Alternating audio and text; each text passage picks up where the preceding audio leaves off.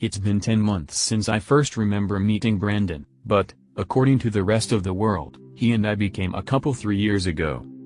It all started after the surgery.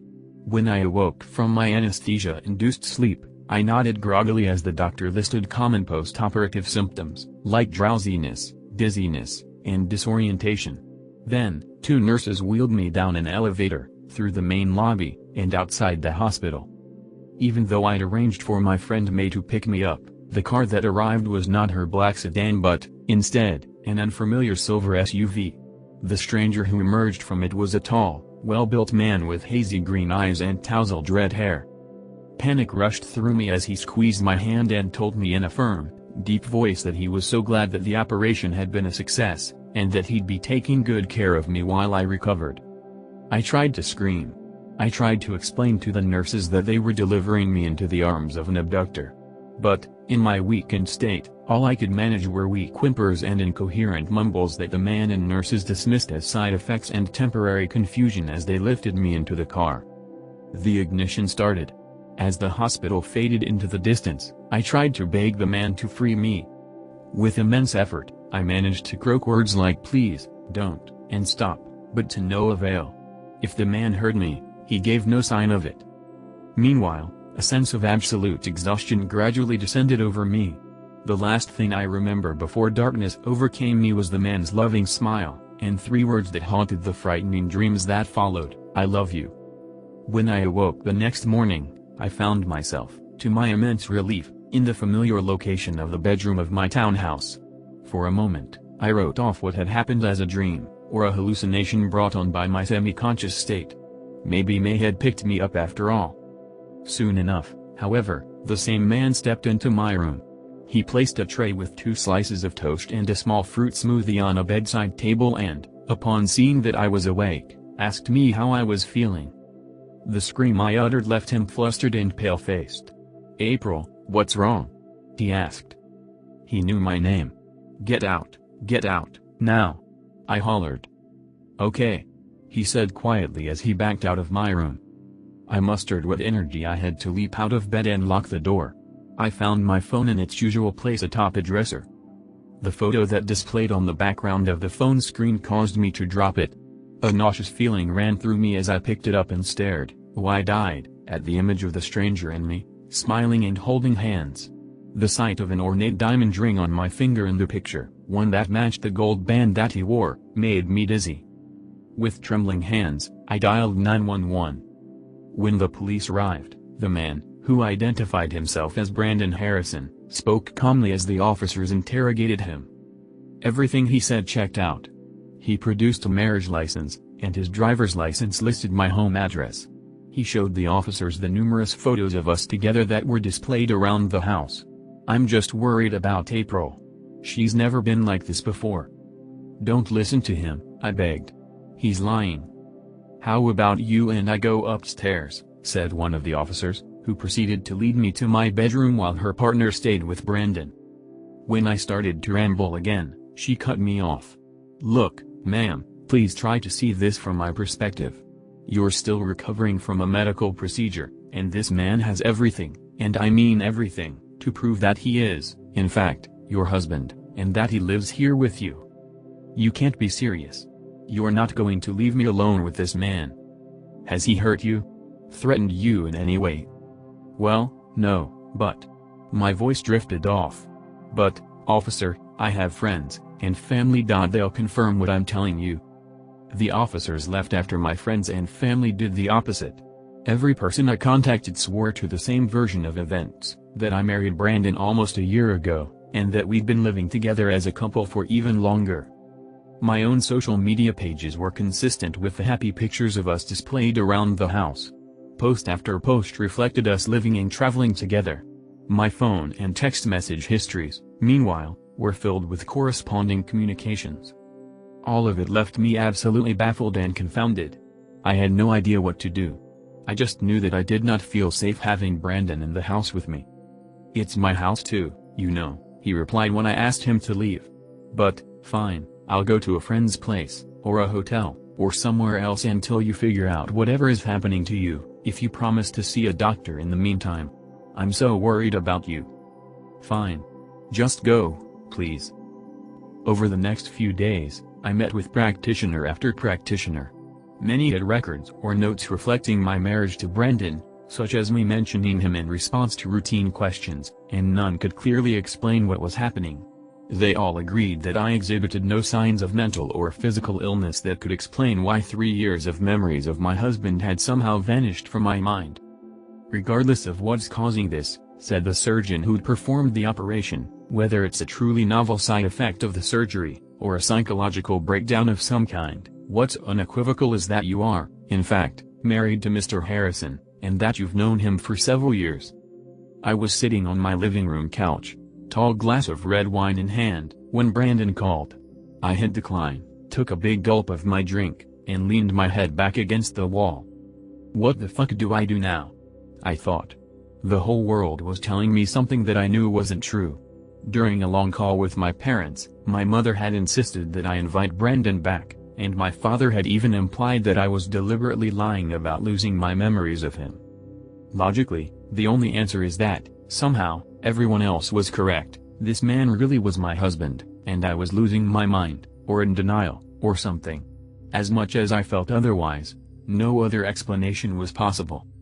And Brandon wasn't acting maliciously. Instead, he was complying with everything I asked of him, to the point that he was living out of a hotel despite having the legal right to reside with me here, in a house he apparently co-owned. If it were all some elaborate lie, then what was he gaining from it? I downed another glass of wine and called him back. He answered right away. We talked for hours. He asked about my health and the results of my recent appointments. I asked him about how we met. He related how he'd used his old red pickup truck to pull my car out of a ditch during a blizzard. By coincidence, we'd run into each other at a bar a few weeks later, where I'd insisted on buying him a drink as a token of appreciation. We'd hit it off quickly and made plans together to meet again. Before long, we considered ourselves a couple. He described leaving his apartment to move in with me, proposing to me in a park by the harbor, and planning our small wedding. He told me I'd never been as beautiful as I was when he saw me approach the altar. I don't know what's happening, April, he told me, but I love you with all my heart, and I know we can work through this. We were happy together, and we can be happy together again. I realized I was crying. He sounded so sincere, and I could sense real emotion behind his words. I believe you, I said. But try to imagine what it's like for me. To just be told, by everyone, that so much of my life happened differently from what I remember. Take your time, he responded. As long as you need. When you're ready to see me again, let me know. I tossed and turned all night. I couldn't shake the feeling that I was living a life that wasn't mine, like I'd slipped from one reality to another, one where I didn't belong. Because no matter how patient and understanding Brandon acted, I couldn't change the fact that I didn't feel anything for him. I barely knew him, much less loved him.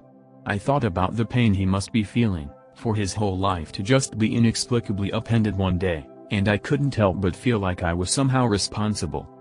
I decided to call my mother again. Honey, she told me. I would never lie to you, ever, and you know that. So listen to me when I say this, Brandon is your husband, and you need to let him back into your life. An hour later, I called Brandon and told him that I was alright with him moving back in, so long as he stayed in the guest room in the basement. Months passed with us living together like roommates. At first, we handled our own meals, but after a while, we started cooking for each other. Sometimes we'd sit at opposite ends of the couch and watch TV. I asked him questions about our time together, and he supplied me with plenty of stories. The early date during which I'd putted a golf ball so badly that it went spiraling over a fence and onto a nearby highway, the time he'd carried me for nearly half a mile after I injured myself during a jog, and our honeymoon on an Alaskan cruise. We had a natural chemistry, and he often made me laugh. At the end of the night, he'd retire to the pull-out couch downstairs. We took many walks together at a nearby public park. These outings were generally uneventful, except for one occasion when Brandon intervened to stop a crazed woman from harassing me. I'd been giving her dog, a sweet Ridgeback who'd run up to me, some scratches and pets, when she started to scream at me. As I backed away from the dog, she made a hostile, guttural sound, and I noticed what looked like narrow streams of blood running down from her eyes as she wailed. She charged at me, but Brandon intervened, shoving her off me and telling her to leave me alone. Another bystander restrained her as we hurried away, and I thanked Brandon for looking out for me. Otherwise, life fell into a mundane routine. We were watching a tense movie once when I realized I'd been gripping Brandon's hand. Afterwards, he told me his back was aching from all the nights he'd spent on the fold-out downstairs. I took a deep breath. I'm being a jerk, keeping the bed all to myself. We should set up a rotation in terms of who stays there, and who is in the basement. That's not what I meant, he replied. I mean, yeah, the bed's more comfortable, but I miss going to sleep with you. I'm sorry, Brandon, He continued. I have nightmares sometimes. In them, you are living your life without me. I try to talk to you, but it's like I'm a ghost, and you can't hear me or see me. When I wake up, I'm covered in sweat. You used to be there to comfort me, but now I'm all alone down in the dark basement. I miss you. Brandon, I'm just not there yet. He sighed. Okay. I finally asked him a question I'd been holding back for weeks. Do you think I'm lying? About not remembering you? No, he responded, abruptly. Not at all. I don't know what it is, if it was some fluke side effect of the surgery, or some kind of undiagnosed condition, but I know that you would never lie about something like this. I wouldn't have married you if I didn't trust you completely. As much as I appreciated his words, the exchange left me feeling terrible. We were a married couple, after all. I had to assume that we'd done plenty of things together. But, now, I didn't even want to fall asleep in the same room as him. The truth was that I continued to feel no meaningful attraction towards Brandon. I developed an affection for him, sure. He seemed polite, self-sacrificing, and protective of me. Perhaps he was good-looking, too, in an objective sense. But he sparked no romantic interest in me. It made me feel awful, given how kind and patient he was being to me. Maybe that would change with time, maybe, eventually, I'd feel towards him the way I must have in the photos displayed around the house of us kissing or embracing. But what if that never happened? I couldn't stay married to someone I didn't love, no matter how good he was to me. Still, I figured the least I could do was return some of the kindness he'd shown me by switching out our rooms as I'd offered. I wanted it to be a surprise for him. After he left for work the next morning, I set about moving the belongings he'd brought to the basement back up to the bedroom. I decided to wash the sheets and pillowcase he'd been using as well. When I lifted his pillow, I noticed a slight bulge in fabric where the mattress met the back of the couch. Reaching my hand under the fabric and up the backrest, I felt something solid. I gripped it and slowly pulled it out. It was an old, tattered book. A pattern was infused into its otherwise blank mahogany leather cover. A golden triangle stood in its center. 3 charcoal ovals lay over it, each intersecting with one of the triangle's sides. At the top, just above the triangle's pyramid tip, was a half-circle. Tiny, unrecognizable characters lined its thin, sepia perimeter. Its aged, brown pages were of uneven sizes. Curious about their contents, I tried opening the book, only to discover that it was locked by a narrow, metal clasp with a tiny keyhole. I didn't know what to make of it. I couldn't find the key for it, and when I looked online, I couldn't identify anything that matched the pattern on the cover. It could just be something as innocuous as a vintage private diary, or a family heirloom. But the way Brandon had tucked it out of sight disturbed me. Clearly, he didn't want me to find it, and this was the first time, to my knowledge, that he'd tried to hide something from me. For the moment, I elected to leave the book where I'd found it and not mention it to Brandon while I gathered more information. I had a friend who might be able to help me, after all.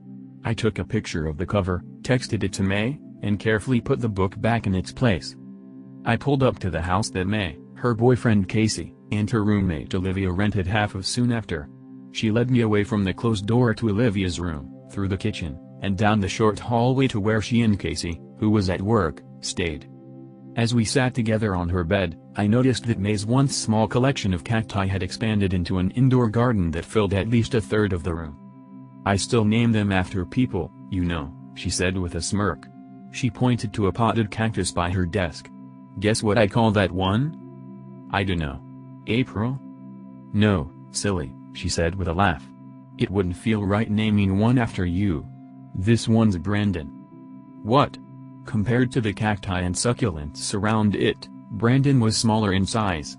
Yet, on a closer look, I discerned that the clusters of spines that covered it appeared particularly long and jagged. "You're ridiculous, May." She giggled. "That's what people keep telling me. But, anyway, I assume you're here about that picture you sent me?" I started to explain how I'd found it hidden away in the couch Brandon had been sleeping on when May interrupted me. "Wait, so you still don't remember him?" I nodded. I hated the concerned expression on May's face. It was the same look of pity I'd seen on so many people. "And, let me guess, your current theory is that this book has something to do with you forgetting all about Brandon?" "I know how it sounds, May. I just don't know what else to think. You used to be obsessed with the occult, and I thought maybe you'd recognize the symbols on the front." I felt my face grow red with embarrassment as I realized how unhinged I must have been sounding. May put her arm around me. "April, I'm glad you came to me. Don't ever be afraid to talk to me, okay? Olivia and I have both seen some strange things. www.reddit.com web link, ourselves, things that most people think are impossible. So believe me, I'm not dismissing your theory offhand. But I don't recognize the image you sent me, and I turned up nothing when I researched it this morning. My best guess is that it's just a fancy diary of some kind. Nothing more." We talked for a while about other subjects, the local band Casey played drums in, Olivia's ongoing lawsuit against her former employer, and their landlord's efforts to find them all in breach of the contract that kept their rent at the same level since 2017, and I felt better the longer we chatted. I was about to leave when May stopped me. "Wait," she croaked in a strangely pained, hollow voice. "Yes." May got to her feet and moved slowly toward her desk. Her steps were shaky and erratic, like her body was navigating contradictory commands. She removed a small business card from a drawer and tossed it in my direction. It flew past me and landed on the ground. As I turned to pick it up, I heard a tumbling sound, followed by a sharp cry of pain. When I looked back, May's hand was covered in blood. To my shock, I realized it was stuck in a tight grip around Cactus Brandon, with dozens of its needles protruding all the way through her palm and out the other side of her hand. "What the hell?" I shrieked. "May, let me help." Her face had grown pale, and her expression was understandably agonized. 911. Call. Now. Fuck, this hurts. Olivia and I followed the instructions the 911 operator gave us as we waited for assistance. When paramedics arrived, May repeated to them what she told us, that she'd slipped and fallen, and, when she tried to catch herself, her hand had landed on the cactus. As they carted her away for treatment, I examined the card May had thrown at me. It displayed a name and an address, Monsieur Herman's Occult Artifacts, 6681 Cheshire Lane. I didn't know what to make of it. I didn't know what to make of a lot of things. But once Olivia assured me I didn't need to wait at the hospital with her, I decided to follow this lead to its end. Rainfall pounded at my umbrella as I hurried from my car to the door of 6681 Cheshire Lane. The store inside was lit primarily by scented candles that smelled vaguely of black cherry. Its shelves were lined with books with titles like Encyclopedia of Demonology or Dark Magic and Incantations separated by prop skulls and Baphomet statues. I came across a bald man placing a book titled Crafting with Human Skin on a top shelf. "Excuse me," I asked. "Do you work here?" "Yes, ma'am," he responded earnestly. "How can I help you?" There's a symbol, a pattern, that I saw. I have a picture of it. I'm wondering if you might know what it means." "Certainly. I'm more than happy to take a look." I opened the picture I'd taken and handed him my phone. "Oh," he said, as he examined it. He looked at me, then back at the image. "Well?" I asked. To my surprise, he chuckled. "It's meaningless. There's a craftsman out of San Antonio who makes blank notebooks with this cover and sells them online. It's vaguely meant to recall some pagan symbols, but it doesn't have any particular meaning. Anything else I can do for you?" "No," I said, a mix of puzzlement and relief running through me, "I think not." /tilde. I didn't mention the day's events to Brandon. After we switched beds at night, I noticed that the book had disappeared from the couch downstairs. I decided it was likely just a diary Brandon wished to keep private and decided not to press him on it. May left the hospital before long, albeit with an array of bandages around her hand. When I mentioned Monsieur Herman's occult artifacts, she indicated that she'd been there plenty of times before but insisted that she didn't remember giving me a card. Over the next few weeks, the episode slipped from my mind. Brandon continued to be kind and supportive, even giving me rides to and from work when my car needed minor repairs. I began to feel even closer and more comfortable around him. One Friday night, he prepared a fancy candlelight dinner. "It's the anniversary of when we first met," he explained. I tried to picture the story he told me stranded by the side of the road, and him driving up in his red truck to save the day. It was a good story, and I was ready to accept it was true. We sat together after the meal. "So, April," he said, "I was wondering how you felt about coming upstairs and staying with me. It doesn't have to be anything more than that. Just us sleeping in the same bed again." I gripped his hand. "Yes, I'm okay with that. Brandon, I'm so sorry for what I'm putting you through. I just wish I knew why." "It's okay, April. Really." "Brandon, did we have plans? Like, life plans moving forward?" "Yeah," he responded. "We were trying to have a kid. We had it all planned out, names and everything, Hannah for a girl, Martin for a boy. But, don't worry about that. We can take things one step at a time." I felt secure enough around him that I fell asleep quickly that night. I awoke several hours later to the sounds of Brandon having a nightmare. He was sweating, shaking, and making low, panicked murmurs. I put my arms around him and whispered, "Brandon, it's okay, you're just having a bad dream." He calmed down quickly. For a moment, he seemed to wake up, ever so slightly. "Thank you. I love you, April." "I love you too," I whispered back. He quickly went back to sleep as I realized what I'd said. I'd finally spoken those words, and I'd done so spontaneously. Maybe things really are going to work out, I thought as I dozed off again. The next morning, I waited for the dealership's shuttle to arrive to take me to pick up my car. As I climbed inside the van, I saw that it had a different driver than before. I slowly realized, to my surprise, that it was the same bald man who'd assisted me at the occult store. As he drove, he spoke to me in a frantic voice. "April, I need you to listen to me very carefully. We don't have much time." "What are you doing here? How do you know my name?" I pulled out my phone. No, put that away," he said. I realized he was driving at a dangerously fast speed in the opposite direction of the dealership. "You want answers, don't you? Well, I have them. Look, if you want to talk, let's pull over, and—" "We don't have time," he yelled. "Hear me out. Please. Please. There's a reason May sent you to me." That got my attention. "Start talking. You have no idea how hard I've worked to pull this off. We only have a brief window before he catches on. If we're lucky, it'll be just enough time to get to Emma, and then the two of you need to get as far away from here as possible." "Emma? Who the hell is Emma?" "1 second," he said, as he merged the van onto the interstate. He then reached into the glove box and removed a Polaroid photo, which he passed to me. In the picture, I was in an orange sundress in a park by the harbor with a beaming expression of joy on my face. A woman I vaguely recognized was kneeling before me. In one hand, she held a leash that connected to a Ridgeback puppy. In her other, she held out a beautiful golden ring. "That's Emma, your wife," the man said. "She and the pup, Tessa, are waiting for us at a deserted motel, a place where you may be safe for a little while." "My what? No, it couldn't be. I believe you ran into her a little while ago." I realized where I'd seen her. She was the crazy lady at the park, the one Brandon had protected me from. But why, if that's true?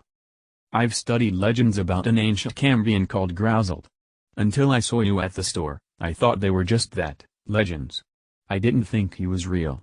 But the symbol you showed me, and the text, it's a book only he would have. Nobody knows for sure what's inside of it, but the most common theory is that it's where he records each alteration he makes. He continued as I tried to digest what he was saying. Grousel casts illusions that are almost impossible to see through. And he can command people to do what he wants. It takes incredible willpower to even notice his influence, and even more to do anything about it. Even temporary resistance can only be achieved at the cost of severe physical punishment. I remembered the blood running down the woman's, Emma's, face as she scrambled after me. Had she been trying to tell me who she, and who I, really was? I thought, too, about May's bloody accident, just as she directed me to the one person who had the answers I was seeking. "When you showed me the book cover," he said, "I had to pretend I didn't know anything about it. I arranged to pick you up, here, in circumstances that he wouldn't view as suspicious. As far as he knows, you're still on the way to the dealership. But as soon as he realizes you aren't where you should be, he will search for us, and if we're not far enough away from him, he'll find us." "Okay, so, Mr. Call me Gene." "Fine, Gene. So, you're telling me that this thing, whatever you called it, is making all of this happen? But why? And if he can fool everyone else, why can't he just make me remember being married to him?" "That's how he harnesses his power," said Gene, as he took an unfamiliar exit. "He latches onto a particular target, and there are limits on how much trickery he can use on that person. Sure, he can change pictures or legal documents, but he can't go in and actually alter your memory to insert himself into your past. The more you choose, out of your own free will, to believe his lies, the stronger he becomes, and the more elaborate his illusions can become." "But why me, in particular?" I asked as the car turned down a dirt road that led through a thick forest. "I can't say for sure," he replied. "But I suspect it's because you're a challenging target, for a lot of reasons. He could prey on the mentally unwell, or those easily susceptible to influence, but fooling them doesn't give him the kind of power he craves. He chose you because he knew how skeptical you'd be. If he behaves as the texts describe, he'll discard you in a few years, once he's sucked all the life out of you, and then he'll move on and find a new victim. April, I need to ask, how successful has he been so far?" "What do you mean?" "Well, prior to this ride, how convinced were you that he was telling the truth? That you were, in fact, married to him?" "I dunno. We haven't done anything, really. But I was starting to believe it. Last night, I even told him." Gene turned to me, a worried expression on his face. "You told him what?" "Watch out!" I cried, pointing to the road. But it was too late. The red pickup truck that I just spotted speeding out from the woods sideswiped the van. Gene cried out as the world flipped upside down.